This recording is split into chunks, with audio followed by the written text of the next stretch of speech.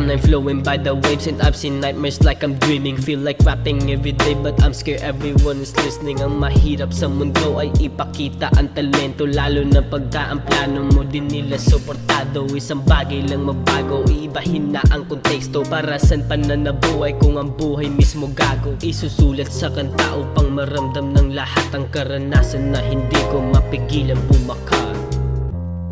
Pero hindi iyon hadlang, pero hindi iyon hadlang, pero hindi yun dahilan, pero hindi yun dahilan. Ibahin natin ang tema, usap tungkol sa eskwela. Parang nagsulat na ng tula, ako na yung persona magkukwento ng istorya, gagamitin testimonya. Even if the story that was given wala sa aking memorya. O diba, ang dami niyong sinabi na hindi tumutugma, kasi sa inyo mismo nang gagaling mga salita na binabawi rin pagkakatotohanan lumabas. Di pa kayo na kontento na ako'y umaatras. Bawat malakid na senaryo, I'm the one that's always last. Kaya mapapasorry kung ako kumakalas. Umiba lang yung isipan ko dahil dun sa labas. Di na kaya na lumaban, anak ng huling alas. Di na kaya na lumaban, anak ng huling alas.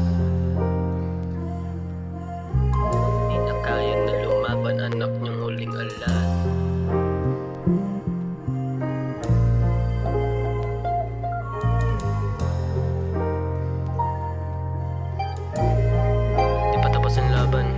Pasalamat talaga sa kaibigan sa likod, nabantay sarado kung may negatibong bubukod. Huwag kayo mag-alala, ako'y babawi sa sunod. Tandaan ninyo, sa buong mundo huwag tayo luluhod. At huwag niyong gagawing asaran ang usapang personalan. Kung sino pang kaibigan, siya pa magsisilbing kalaban. Nang malaman mo na siniraan ka sa dahilan na penirahan ka na lang pala ng kaibigan mo, tropa-tropahan. At di lang yun, kahit na nakikisama, todo kursunada ang lahat sa taong di alam ano pag ginawa niya.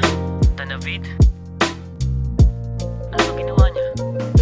Paulit-ulit ng pangalan ko sa maduduming bungangan nyo. Buti sana kung perpekto kay mga tao sa eskwelang to. Ayoko makihalubilo sa mga tao na katulad mo. Tapos pag rumibot ako pa to masama sa kwento nyo.